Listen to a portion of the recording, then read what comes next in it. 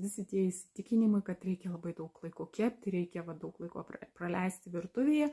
tai visi šitie įsitikinimai nuo mūsų vaikystės, nes mūsų tėvai, mūsų tetos tais laikais labai daug gamindavo, sėdėdavo prie puodų ir tokiu būdu mes visą tą pavyzdį matėme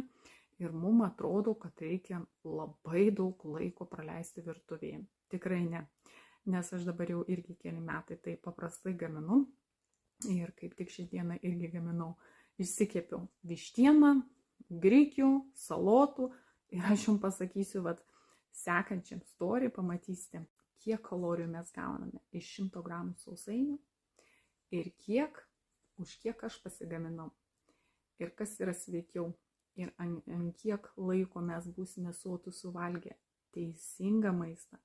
ir ant kiek mes sotus būsime suvalgę tik tai 100